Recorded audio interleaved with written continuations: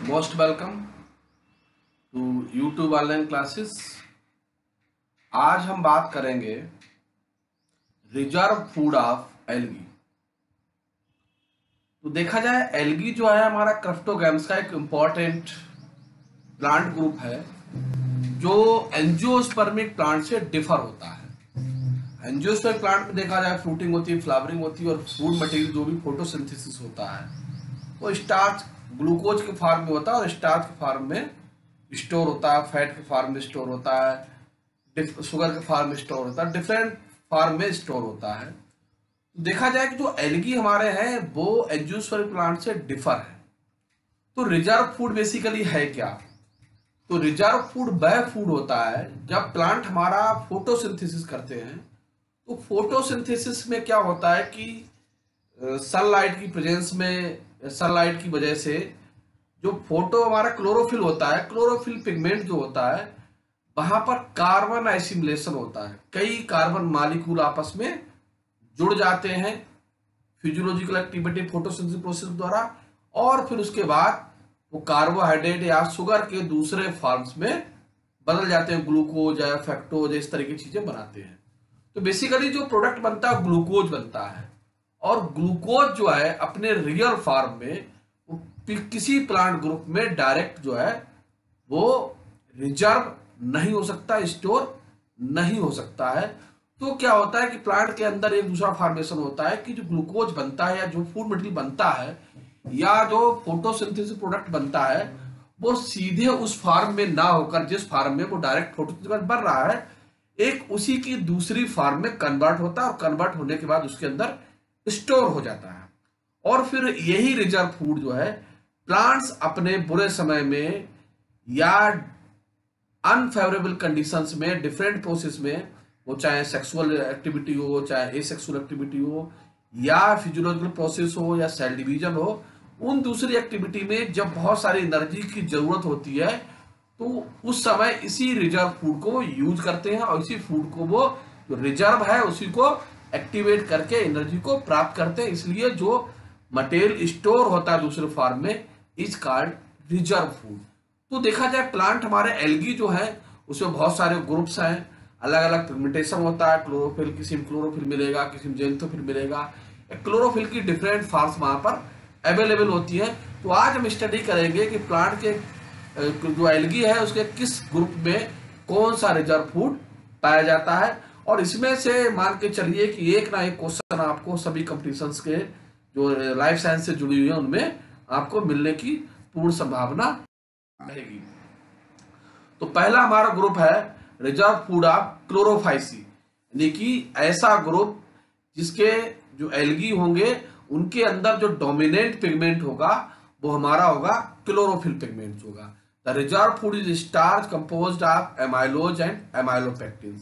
तो इसमें जो रिजर्व फूड है वो एमाइलोज और एमाइलोपेक्टिन से मिलकर बना होता है, स्टार्च के फॉर्म में होती है। स्टार्च की फॉर्म में कौन सी होती है? तो देखा जाए कि जिसके अंदर मेंबर हैं जो हमारे, जिनको हम जानते हैं, बॉलबॉक्स, क्लेमाइडोमोनास, हाइड्रोडेक्टियन, कोलियोकीट, ओडोगोनियम। तो बेसिकली जितने भी हमारे एल्गी हैं इनमें जो रिजर्व फूड मिलता है वो पायरिनोइड पार्टिकल्स के रूप में पाया जाता है।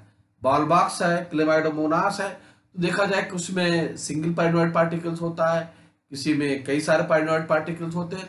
तो अलग अलग जीनस में जो नंबर ऑफ पायरिनोइड पार्टिकल्स है उनका डिफरेंट है, अलग अलग उसमें पाए जाते हैं।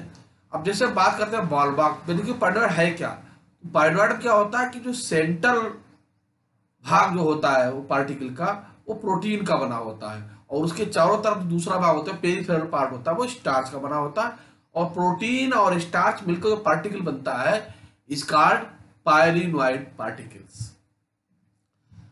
तो देखा जाए कि क्लेमाइडोमोनास बॉलबॉक्स में सिंगल मिलेगा, हाइड्रोडेक्टियन में कई सारे पायरिनोइड्स मिलेंगे, कोलियोकोट में सिंगल पायरिनोइड मिलेगा। ओडोगोनियम में क्या होता है कि ओडोगोनियम में जो क्लोरोफिल होता है हमारा वो रेटिकुलेट होता है, और इसमें क्या होता है कि पायरिनोइड पार्टिकल्स जो होते हैं क्लोरोप्लास्ट के साथ एसोसिएटेड होते हैं, फ्री फॉर्म में नहीं पाए जाते हैं।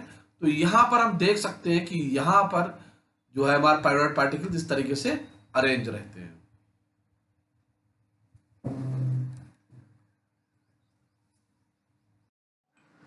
अब दूसरा हमारा ग्रुप आता है जेंथोफाइसी। तो जेंथोफाइसी में आपने पढ़ा होगा बाउकेरिया, ट्राइगोम्स, ऑप्टिकम, बाट्रीडियम, बहुत सारे ऐसे आते हैं। अब इसमें क्या होता है, साइफोन सिस्टम मिलता है, इसमें बीच में एक कैनाल सिस्टम होता है, सेंट्रल वैक्यूल्स होती है, और जो साइटोप्लाज्मिक मटेरियल होता है बहुत ही पतली थिन बाल पेरिफेरी की ओर होता है। तो इसमें जो रिजर्व फूड मटेरियल होता है बेसिकली ऑयल ड्रॉप के फॉर्म मिलता है। जो reserve food material is oil drop instead of starch. तो इसमें जो देखा जाए जेंथोफाइसी के मेंबर में जो रिजर्व फूड मटेरियल होता है वो स्टार्च के फॉर्म में नहीं होता, बल्कि ऑयल ड्रॉप के फॉर्म में होता है। तो उसमें मेन जीनस हमारा बाउकेरिया है, और इसको दूसरे नाम से भी जानते हैं रिजर्व फूड मटेरियल को, क्राइसोलेरियन या ऑयल स्टार्च एंड पाइनॉइड इसमें बेसिकली एब्सेंट होता है। तो उसमें मेन जो रिजर्व फूड मटेरियल होता है जेंथोफाइसी में वो होता है हमारा ऑयल ड्रॉप या ऑयल ग्लोबुल्स के रूप में इसमें पाया जाता है। अगला मेंबर आता है रोडोफाइसी या रेड एल्गी, बड़ा इंपॉर्टेंट है, मैराइन एल्गा होता है।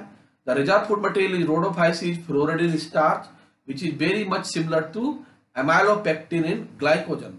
तो एमाइलोपेक्टिन और ग्लाइकोजन के सिमिलर होता है, लेकिन जो कंपोजिशन से मिलता है फ्लोरिडीन स्टार्च जो बनता है बहुत ही इंपॉर्टेंट होता है, रोडोफाइसी मेंबर्स में मिलता है, पॉलीसापोनिया वगैरह में। तो इसमें फ्लोरिडीन स्टार्च जो है इसका मुख्य इंपॉर्टेंट पार्ट है रिजर्व फूड मटेरियल का, जो एमाइलोपेक्टिन और ग्लाइकोजन बना होता है। फियोफाइसी, लैमिनेरियन और mannitol is the reserve food material in Phaeophyceae और ब्राउन एल्गा। तो इसमें जो ब्राउन एल्गा जिसमें हमारा एक्टोकार्पस वगैरह आता है, और ब्राउन एल्गा बेसिकली हमारा मैराइन एल्गा है, तो इसमें जो रिजर्व फूड मटेरियल होता है वो लैमिनेरियन एंड मैनिटॉल फॉर्म में पाया जाता है।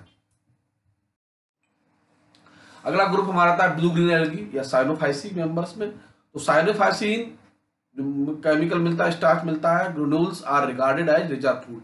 उसमें साइनोफाइसिन जो है जो रिजर्व फूड पार्टिकल्स के रूप में पाया जाता है, लेकिन ये बना किससे होता है, ये जो हमारा साइनोफाइसिन है ये शुगर और ग्लाइकोजन से मिलकर बनता है। इसके मुख्य पार्ट है नॉस्टाक एंड एनाबिना, जिसमें ये रहता है। अगला हमारा ग्रुप आता है bacillophyceae. The chief reserve food material is the fat droplets या chrysolaminarin is also reserve food material. तो इसमें जो रिजर्व फूड मटेरियल होता है फैट ड्रॉपलेट्स होता है, जिसे हम क्राइसोलेमिनेरियन कहते हैं, और इसका मुख्य इंपॉर्टेंट जो एग्जाम्पल है वो नेबुला। हमारा फिर आता है यूग्लिनोफाइसी। यूग्लिना हमारा देखा जाए थोड़ा कंट्रोवर्शियल है, इसको कुछ लोग प्लांट्स भी मानते हैं, कुछ एनिमल्स भी मानते हैं। तो यहाँ प्लांट्स के केस में स्टडी करेंगे तो उसके अंदर क्या होता है कि यूग्लिना जो होता है उसमें क्लोरोप्लास्ट का पाइनॉइड पार्टिकल्स एसोसिएटेड होता है। The chloroplast is in euglena contain pyrenoids which are used to synthesize paramylum. तो इसमें क्या होता है कि क्लोरोप्लास्ट और मिलकर जो क्लोरोप्लास्ट सिंथेसाइज करता है फोटोसिंथेसिस द्वारा, उसमें स्पेशल प्रोडक्ट बनता है, इसे पैरामाइलम कहते हैं। और यही पैरामाइलम जो है यूग्लिना में रिजर्व फूड मटेरियल के रूप में रहता है।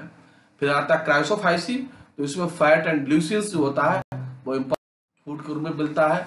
अगला ग्रुप हमारा आता है क्रप्टोफाइसी।